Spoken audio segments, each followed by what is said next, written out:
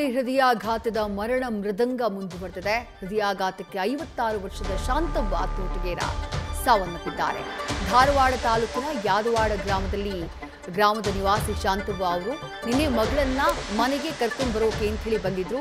ಎದೆನೋವು ಕಾಣಿಸಿಕೊಂಡಂತಹ ಕಾರಣಕ್ಕಾಗಿ ಹುಬ್ಬಳ್ಳಿಯ ಕಿಮ್ಸ್ ಆಸ್ಪತ್ರೆಗೆ ದಾಖಲು ಮಾಡಲಾಗಿತ್ತು. ಆದರೆ ಕಿಮ್ಸ್ ಆಸ್ಪತ್ರೆಯಲ್ಲಿ ಶಾಂತವ್ವ ಕೊನೆಯುಸಿರೆಳೆದಿದ್ದಾರೆ.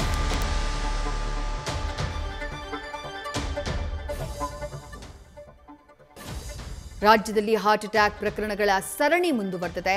ಶಾಂತವ್ವ ತೋಟಗೇರ ಅನ್ನುವಂತಹ ಮಹಿಳೆ ಜೀವ ಬಿಟ್ಟಿದ್ದಾರೆ. ಇದೇ ಹೃದಯಾಘಾತದ ಕಾರಣಕ್ಕಾಗಿ 56 ವರ್ಷ ವಯಸ್ಸಾಗಿತ್ತು ಶಾಂತವ್ವ ತೋಟಗೇರ ಅವರಿಗೆ. ಧಾರವಾಡ ತಾಲೂಕಿನ ಯಾದವಾಡ ಗ್ರಾಮದವರು ಶಾಂತವ್ವ ಅವರು ಮಗಳನ್ನ ಮನೆಗೆ ಕರ್ಕೊಂಡು ಹೋಗಬೇಕು ಅಂತ ಹೇಳಿ ಬಹಳ ಖುಷಿಯಿಂದ ಬಂದಿದ್ರು. ಮಗಳನ್ನ ಜೊತೆ ಕರ್ಕೊಂಡು ಹೋಗಬೇಕು ಅನ್ನುವಂತಹ ಕನಸಿನಲ್ಲಿದ್ರು. ಆದರೆ ಬಂದವರಿಗೆ ಏಕಾಏಕಿ ಎದೆನೋವು ಕಾಣಿಸಿಕೊಂಡ್ಬಿಡುತ್ತೆ. ಎದೆನೋವು ಕಾಣಿಸಿಕೊಳ್ತಾ ಇದ್ದ ಹಾಗೆ ಅವರನ್ನ ತಕ್ಷಣ ಹುಬ್ಳಿ ಕಿಮ್ಸ್ ಆಸ್ಪತ್ರೆಗೆ ದಾಖಲು ಮಾಡಲಾಗುತ್ತಂತೆ.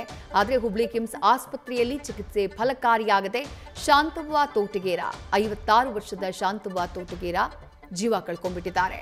ರಾಜ್ಯದಲ್ಲಿ ಹೃದಯಾಘಾತಕ್ಕೆ ಸಂಬಂಧಪಟ್ಟ ಹಾಗೆ ಟೆಕ್ನಿಕಲ್ ಕಮಿಟಿ ವರದಿಯನ್ನ ಸಲ್ಲಿಸಿದ್ದಾಯಿತು. ರಾಜ್ಯ ಸರ್ಕಾರ ಏನು ಮುಂಜಾಗ್ರತೆ ಕ್ರಮಗಳನ್ನು ತೆಗೆದುಕೊಳ್ಳಬಹುದು ಅನ್ನೋದ್ರ ಬಗ್ಗೆ ಚಿಂತನೆಯನ್ನ ಮಾಡ್ತಾ ಇದೆ. ಇವತ್ತು ಮೀಟಿಂಗ್ ಕೂಡ ಆಗಿದೆ.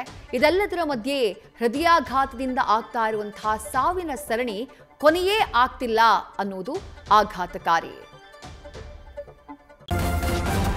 ನ್ಯೂಸ್ ಫಸ್ಟ್ ನಿರ್ಭೀತಿಯಿಂದ ನಿಮ್ಮ ಪರವಾಗಿ.